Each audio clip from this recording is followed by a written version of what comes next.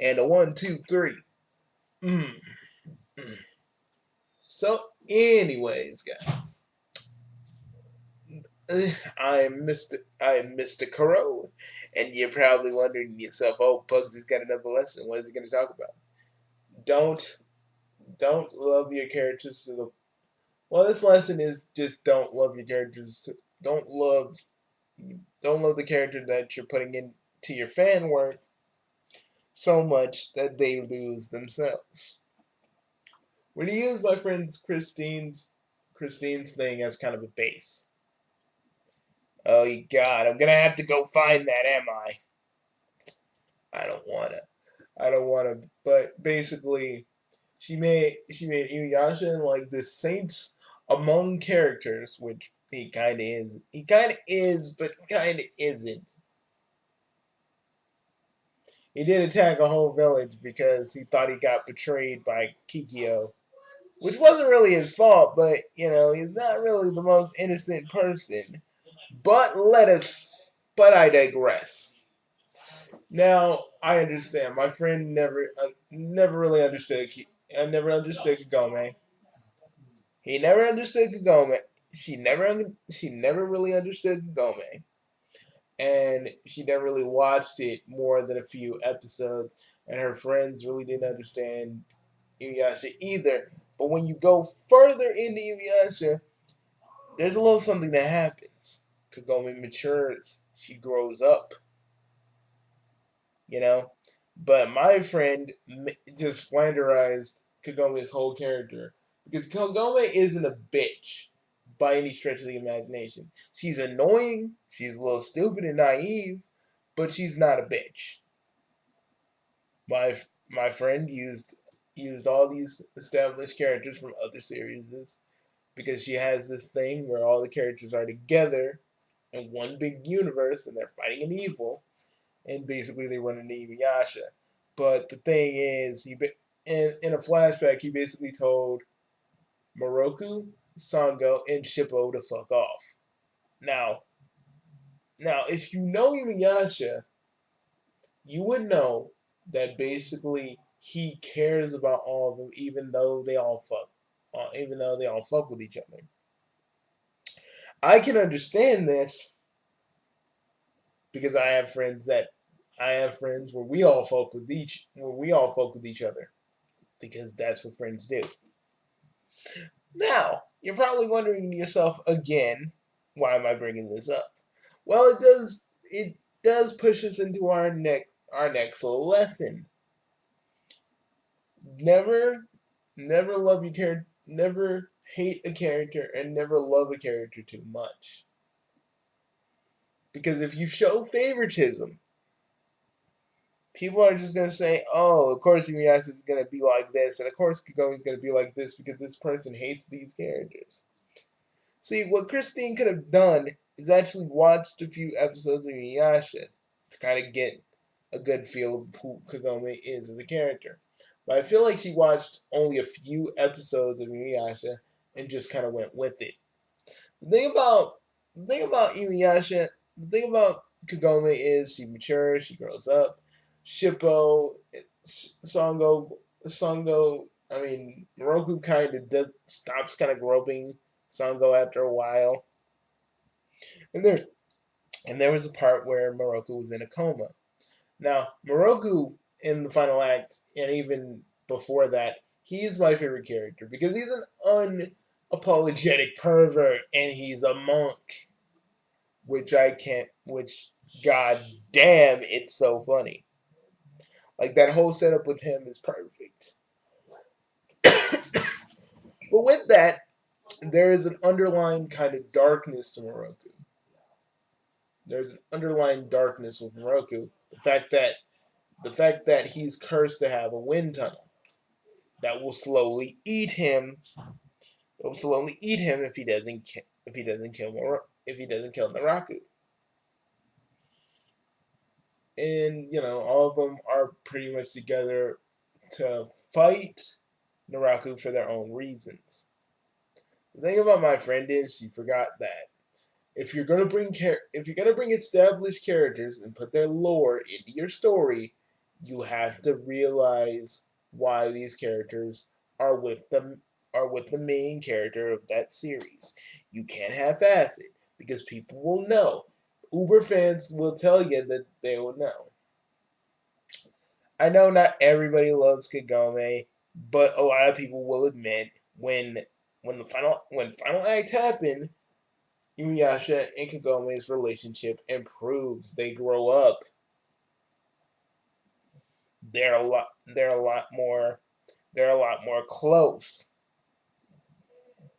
And even Kagome actually talks to Kikyo about the whole thing with her and Inuyasha.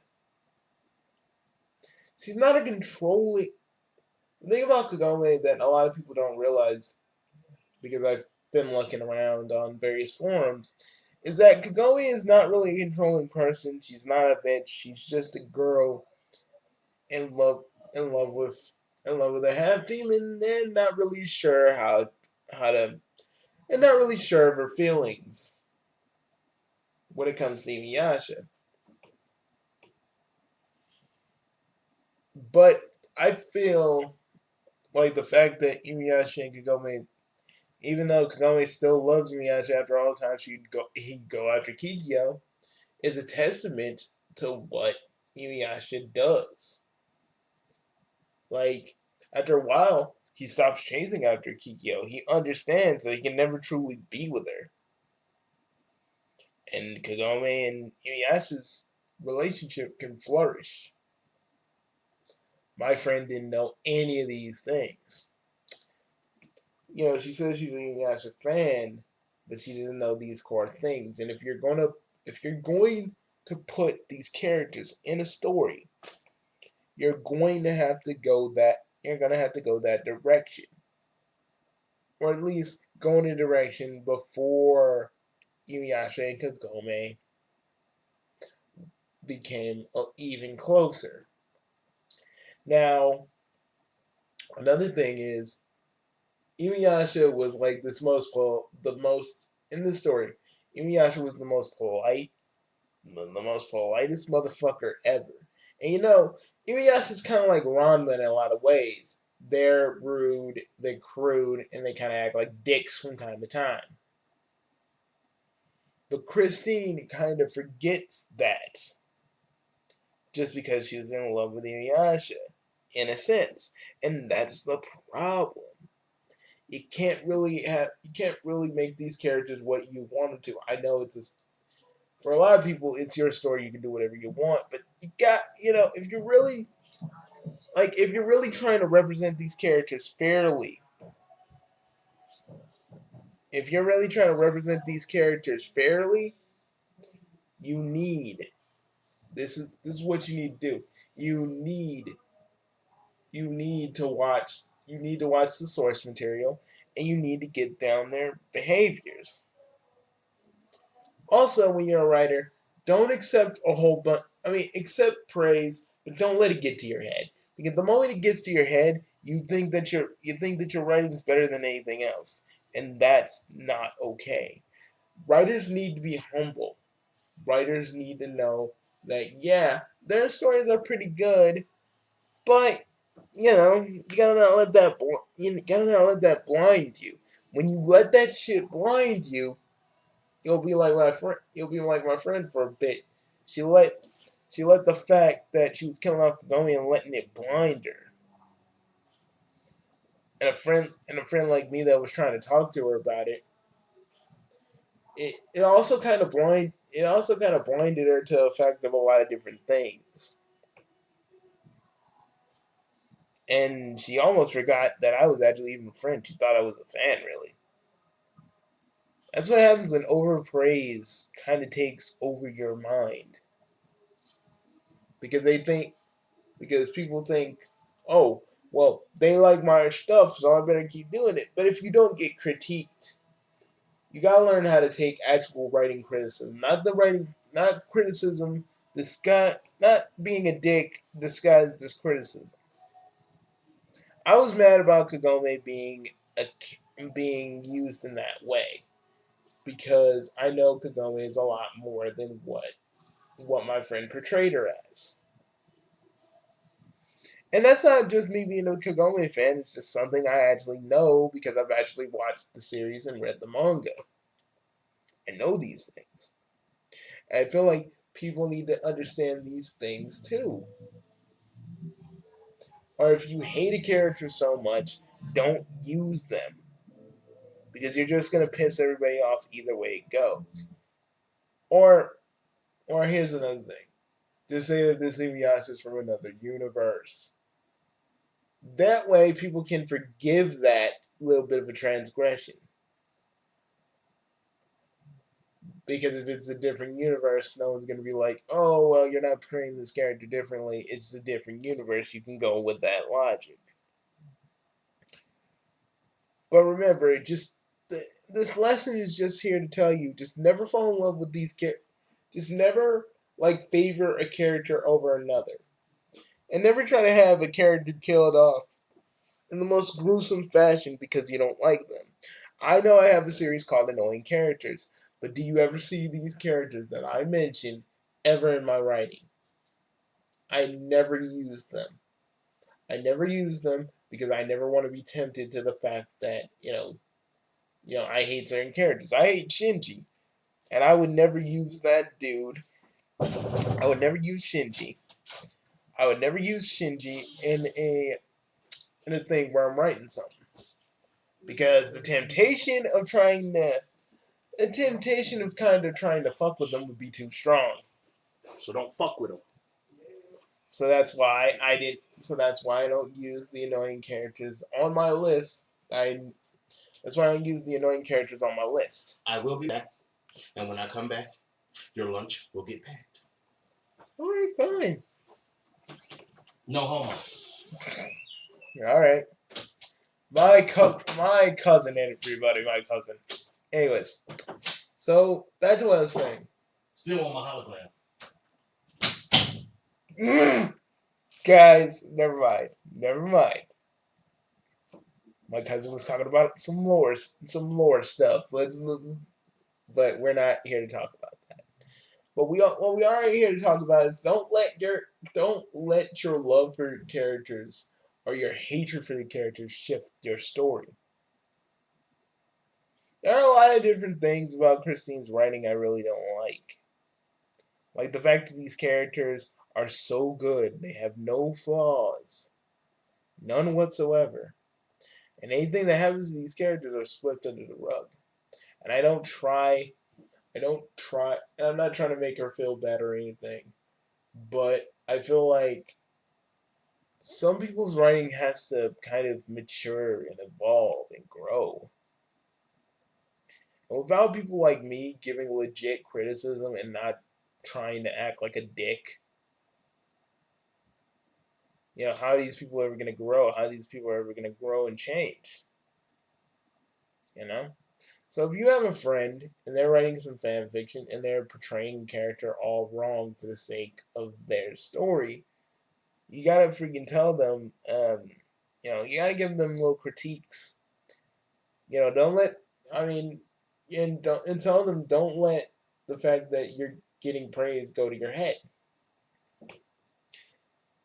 See, I'm a writer that really doesn't care what I'm writing. Well, I do care what I'm writing, but I don't care how I care about if I'm using characters from an established universe. I try to make them as one for one, like people know them as possible. I try to make them exactly like how they were. I don't try to cut corners or do anything out of the ordinary. I just try to write the best I can, and that's what y'all need to do. Write these characters the best that you can.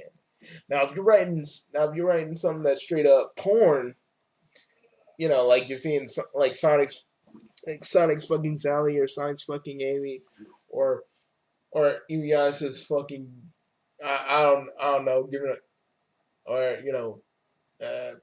I don't or Inuyasha's like giving Kagura the dog stick. you know, then I guess you could write these characters the way you want, but kind of still try to keep them in character because people will look for that. But but when you're writing an actual story, which is not like a truly big Inuyasha sex fest, try to keep these characters to what their actual anime or manga counterparts as possible. That's what I'm doing for freaking Rama One Half. You know, even though I'm adding my character, these characters that I know are still going to be there themselves. Homicide's still going to be a perv. Rama's still going to be kind of a douche, even though he means well. And and and Akane is still going to be Akane. All the characters are still going to be themselves, just thrust into a different situation. So that's the kind of thing you need to keep in mind. If you're working with characters from an established universe, keep them like they were in the thing you're pulling them from. Because when you do, because when you make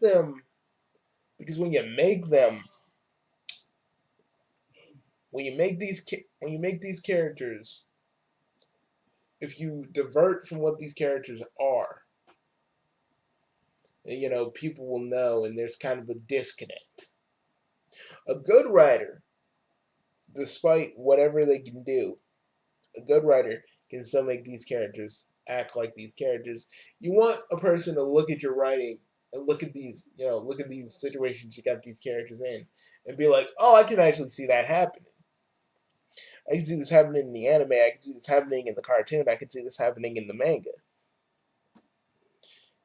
You know, if you want to do a new take on it, cool, but still try to keep the characters at their core, the characters that people know.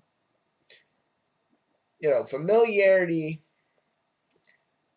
Put something different, but still give it that familiarity that everybody knows.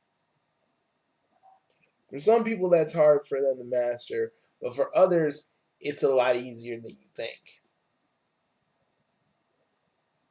So, in the comments below, I would love to hear um, if you could reboot a certain anime or a cartoon or whatever, and use my little phrase using something familiar but making it different, but not so different that they don't know who the character is. I would love that. Whenever you're ready, send that send me a comment talking about what you're gonna tell me, what the franchise you're using. Tell me how you would change it. And here's some bonus stuff. Now, here's some bonus stuff. Tell me if you tell me if tell me if you ever used the tell me if you ever used the character in a story the way Christine did. I want to know. And if you did you learn from your mistake? I just want to know, and if you did, cool. If you didn't, that's also cool. But yeah, you should see me at the class. You should totally see me at the class. But anyways, I'm Bugsy. I'll see you later. I hope you enjoyed this video. I hope this was informative, and I hope you guys actually learned a little something. Oh, keep keep the characters as you and the other people know them. Don't try to divert from that. Just so you can make an asshole character in your story. Actually, before I go, because I know how a lot of Sonic fans do this. They make Sonic into a complete villain and almost damn near like a very super jealous version of Monica, which really is kind of weird to me. Because I get why they don't like Sally, but why we gotta make her into like this evil villain if people don't actually understand her? You know what I mean? You know, like you guys gotta understand these characters before you start to portray them. You know, you can't just half-ass it because then people will know, and pretty much you're not really you're not as good as writer you're not a good writer as you claim. If you do that, you're not. You're just projecting your own feelings on these characters and not treating these characters like they should be treated. That's the thing. That's the thing. Avoid projecting at all costs. If you can do that, you can do anything. You can write anything with any character. Just treat them. Just make them the same characters that everybody knows. Okay. Okay. This is Bugsy's fan writing workshop, and I hope I can see you guys later. Bye, folks.